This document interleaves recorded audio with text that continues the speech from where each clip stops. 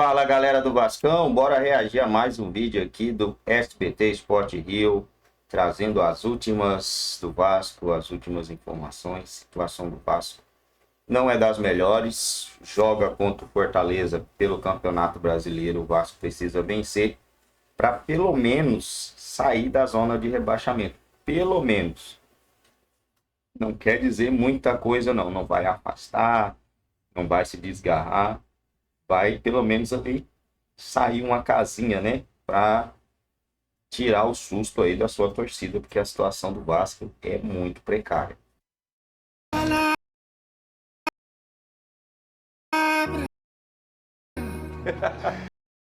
O Vasco iniciou a preparação para a partida contra o Fortaleza. Mas jogou onde? São Januário. A diretoria não vendeu, né? A vacina aí, Vinícius. Vem Olha a vacina aí. Pedrosa, o que você já deu pra... A gente comentou ontem aqui... Essa resenha me pegou muito, A Pedrosa. gente quer ouvir de você. Ô, Pedrosa, na sua ausência, ele falou todo dia sobre essa alergia à vitória. Alergia? Ele Alergia à gostou. vitória! Todo dia, né, Pitinho? Não foi, Alex? Todo dia. Sabe que eu imaginei? Os jogadores empolados, vencendo, aí começam a empolar. Sabe quando a pessoa come camarão, não pode? O Loratadina não dá jeito. Oh, Só vacina. A garganta incha. Você já viu alguma melhora aí, alguma evolução? Melhora não, evolução. Talvez a melhora na alergia aí. Sim. Você já viu, Pedrosa? Eu vou dar um exemplo aqui, Fernanda, ou até pegando o gancho do jogo do Botafogo, sobre o Cuiabano ontem, que a gente acabou não falando, e ele nem fez a melhor partida dele com a camisa do Botafogo, mas a forma como ele se porta em campo. O Cuiabano, ele corre, ele é lúcido, ele tem uma linguagem corporal que faz o time do Botafogo também acompanhar isso, assim como o Gregory tem, assim como o Jair teve ontem, entre outros jogadores. Então, hoje no futebol, meu amigo, a linguagem corporal, a forma como você se porta diante do seu adversário é extremamente importante. E quando o Fernando Diniz chegou, eu falei aqui, talvez vai ser o maior desafio da carreira dele, porque ele precisa fazer o Vasco novamente ter linguagem corporal de um time que quer vencer dentro de campo. Os primeiros 30 minutos contra o Lanús, o torcedor do Vasco até olhou e falou assim, opa, parece que tem um time de futebol aí. Não vou falar que é bom ou que é ruim, mas pelo menos é um time de futebol. Porque é uma equipe que se propôs a tocar a bola, teve uma linguagem corporal melhor, mostrou que queria vencer a partida lá na Argentina. No segundo tempo, voltamos à situação do fracasso, que infelizmente um dia de treinamento não vai tirar isso. Mas o que eu espero novamente para sábado contra o Fortaleza, provavelmente com São Januário quase lotado, pelo menos, mas cheio o suficiente para apoiar esse time, é uma linguagem corporal diferente. Sem dúvida alguma, com o tempo de treinamento que o Fernando Diniz vai ter, 2, 3 dias, ele vai conseguir melhorar a questão da saída de bola, do toque de bola, a postura de alguns jogadores que precisam muito acordar um pouquinho. Senhor Hugo Moura, senhor Lucas Piton, temporadas terríveis, temporadas vergonhosas desses jogadores. João Vitor também tá mal pra caramba. Entre tantos outros, o senhor Coutinho também, que eu tenho certeza que ele tem condições de crescer com o Fernando Diniz, como o Diniz fez com o Ganso, por exemplo, no Fluminense, mas, cara, precisa acordar, é toda hora. Erra, baixa a cabeça. Erra, baixa a cabeça. Isso é o reflexo do time do Vasco hoje. O único que eu vejo que se importa mesmo é o Verratti. O Verratti é o único que ele pode não ser o melhor com a bola no pé, mas ele se dedica, ele corre, ele briga, ele dá esporro. Então, assim, e o Paulo Henrique também, que é um jogador que faz isso. Mas, cara, o que eu mais prezo nesse momento é o ganho de confiança dessa equipe e uma postura diferente. Porque, infelizmente, eu vou falar aqui mais uma vez, esse grupo de jogadores do Vasco tem fedido a fracasso. E a gente precisa ver uma postura diferente, porque o Vasco não só vai enfrentar o Fortaleza em São Januário, como os próximos 4 jogos são no Rio de Janeiro. Quer um momento melhor para você ter essa virada de chave? Não existe. Então, assim, é a hora deles responderem à torcida. E eu digo isso responsabilizando o grupo de jogadores. Não dá para vocês vestirem a camisa do Vasco e terem a postura que vocês têm. Amiga, eu vou falar com você que eu já passei por isso. Deixa eu só fazer o último aqui. Menção honrosa ao Tietchan, tá? Jogou muito na Argentina. Jogou muito, se dedicou, correu. Mesmo com o negócio de briga e tudo mais que o pessoal falou, não teve nada disso. Ele foi o melhor jogador do Vasco em campo. E escolhido como titular. Sim. Isso já era esperado, sabe por quê? Ele trabalhou com o Fernando Diniz. Ele é um sabe. cara que, querendo ou não, existe, digamos assim, o entendimento do que é o Fernando Diniz como treinador. Então isso aí Jogou muito. Pra mim era óbvio que isso ia acontecer. E a gente tá falando de 2 profissionais, né?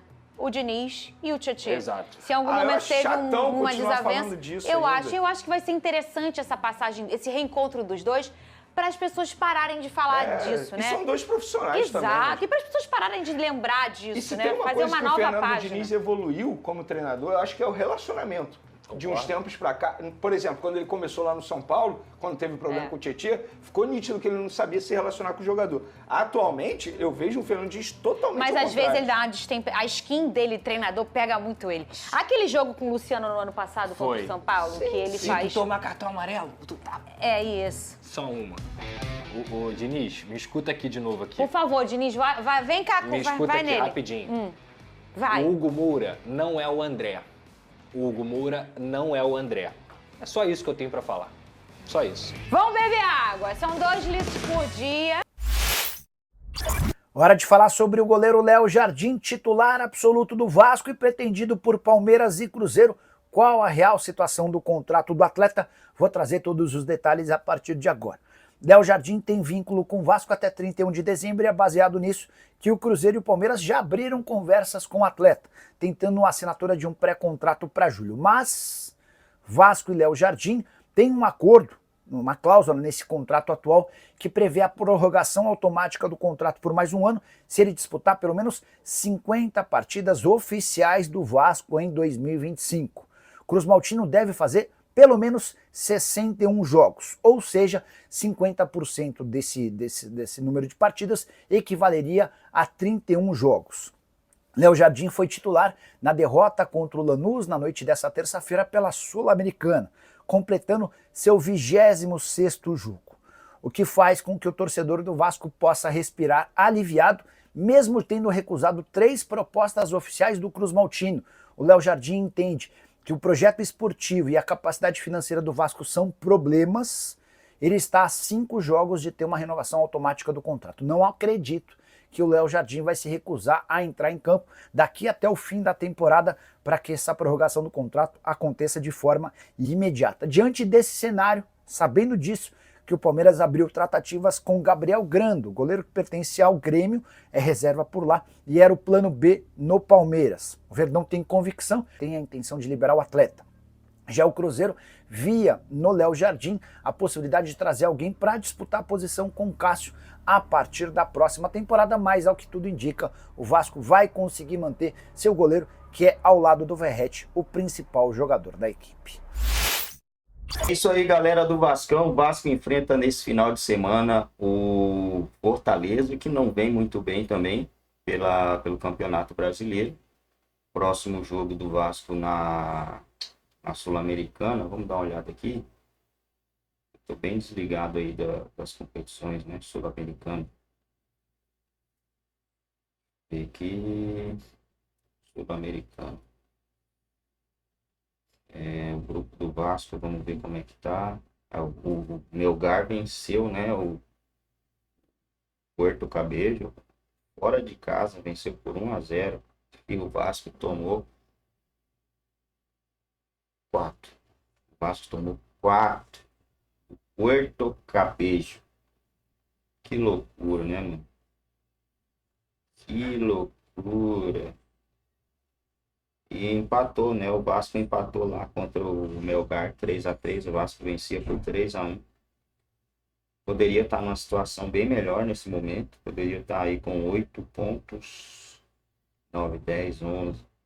De toda forma, o Vasco, mesmo o Vasco tendo os 8 pontos, ele não iria se classificar em primeiro. Agora o Vasco precisa de uma vitória, né? Uma vitória simples para cima do Melgar, para se manter vivo na Sul-Americana, lembrando que vai pegar alguém que vem da Libertadores, né? Então a chance de não classificar para as oitavas ainda continuaria sendo muito grande, mas dependendo do time, né? Não seria algo impossível do Vasco se classificar aí para cima de algum outro time que não seja time brasileiro, né? Time brasileiro é embaçado. Lembrando também que a gente pode ter aí o Flamengo e o Botafogo nessa fase aí, né? Fase de